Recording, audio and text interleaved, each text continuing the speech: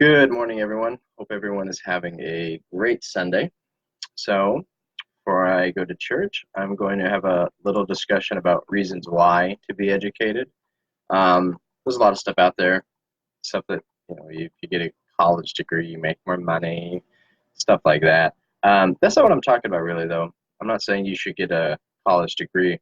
What I'm saying is that your life will be better if you are educated. Yesterday, we talked about the difference between a liberal education, a true liberal education, from false liberal education or fascist education.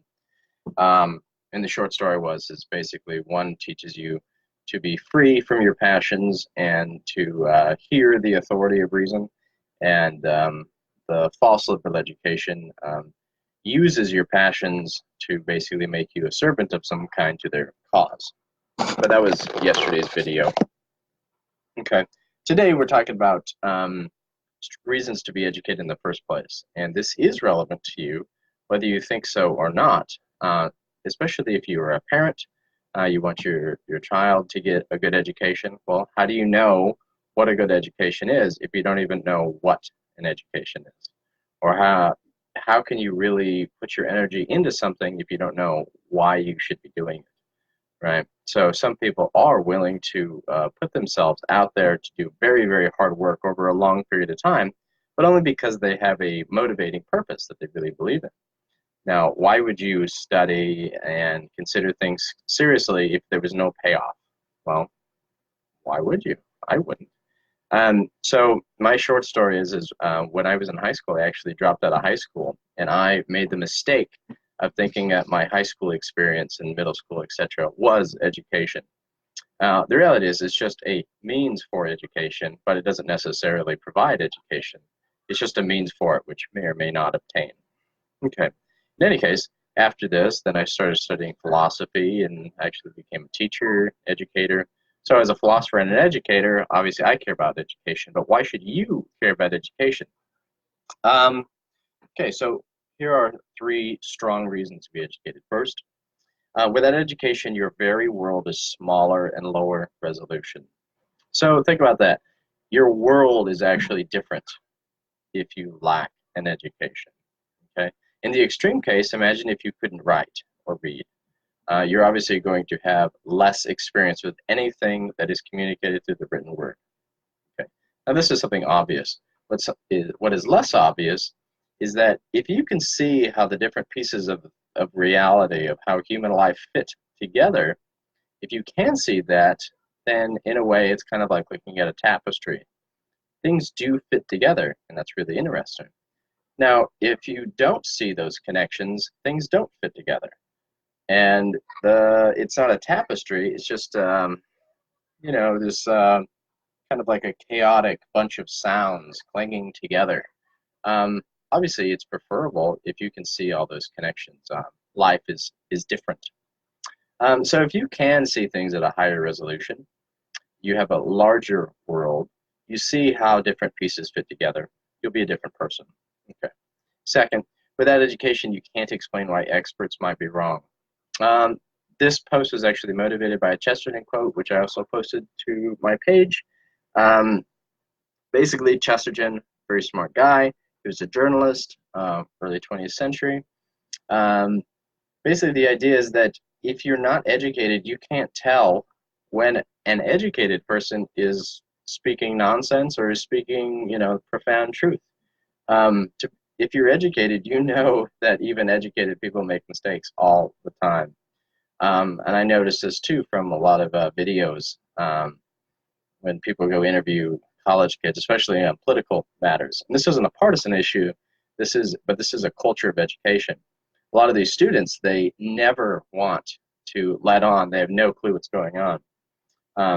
They don't want anybody to know that they are totally clueless. They want to be on the right train, showing that they're enlightened and intelligent, because that's part of their persona.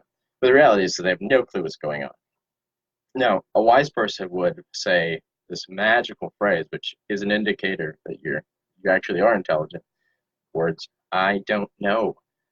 Something like, hey, that's a good question. I don't have an answer to that. Maybe I'll check into that. The foolish person will always pretend that they know. They know what's going on. They know how deeply important the issue is, even if they have no clue what's going on. They haven't done their due diligence, but they vaguely heard some professor they think is intelligent, even though they've never actually considered why they believe what they believe.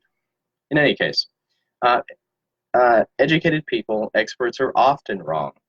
I remember when my daughter was born, we were given the advice, or the counsel, sorry, given the counts to have our daughter Amelia sleep on her back. And this is interesting because I did a lot of research when I was becoming a parent. I did a lot of research on parenting and babies and so on. And one of the things is 20 or so years ago, they used to say put them on their stomach because that was better for the babies. It turned out that that actually was the exact opposite advice. It actually led to many deaths. So, for instance, SIDS, sudden infant death syndrome. Basically, once they started saying, "Hey, put them on their backs instead of their stomachs," it got halved. Okay, so there are thousands of children that die um, every year, and it was cut in half once they started giving a different piece of information. Now remember, that first piece of information to let them sleep on their belly, that was promulgated by doctors and well-meaning people that are very educated. Just turns out that their advice was totally wrong. Now, does that solve everything? How do you know? Well, that's a big question. How can you figure out if somebody's giving you bad information? Well, the idea is that listen to people in those different fields, but also do your research.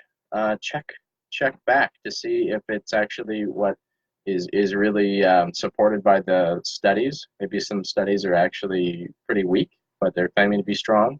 And actually, if you look at academic studies, there's a lot of studies that are out there that are actually pretty dubious. We always have to ask cui bono, who benefits?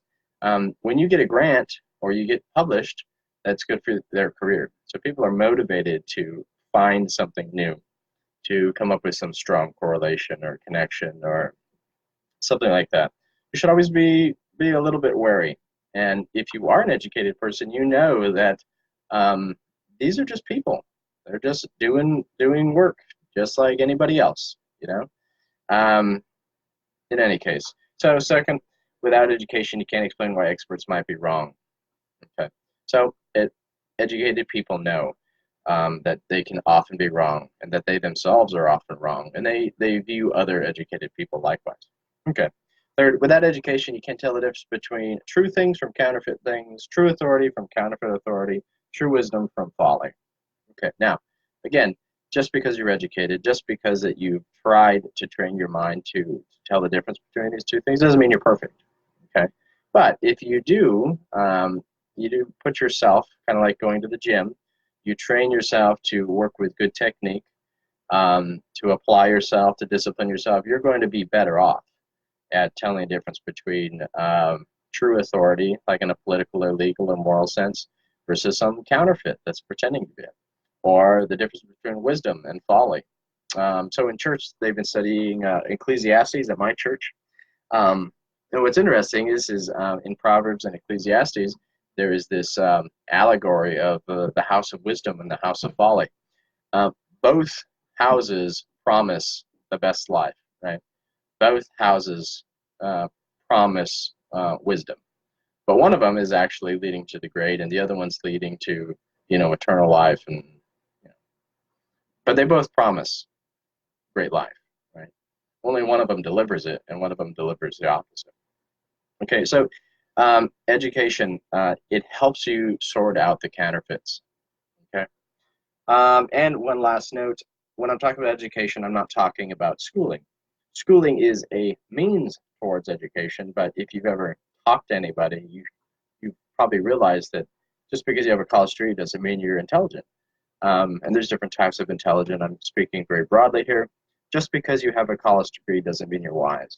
In fact, you may be more foolish because you believe you know things when in fact you don't.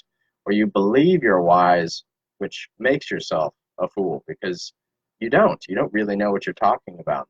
Kind of like those videos I mentioned you can check out on YouTube where people ask these questions and the students have no clue what they're talking about. but they never want to admit they haven't done the research, they don't know, and they haven't really thought about it. Okay, so just in passing, and I'll devote a specific talk to this later on, but where do you get an education? Look, like I said, it's not just school, it's not just university. We live in the age of information. This is the first time in human history that you've had so much access to anything that you could want. Okay, we live in a unique time and place in human history. It's pretty awesome. So you really should be thinking about, hey, where can I get an education? And do not think that it has to be college. Do not think that it has to be, spending tons of money, which you might not actually get back. So, for instance, it might be pretty foolish to spend $100,000 so that you can make $10,000 more a year. I mean, it might be. You have to look at your priorities, and I don't know what your priorities are. On the other hand, it would be very foolish to just assume that the only place that you can get an education is university, especially since there's a lot of online options.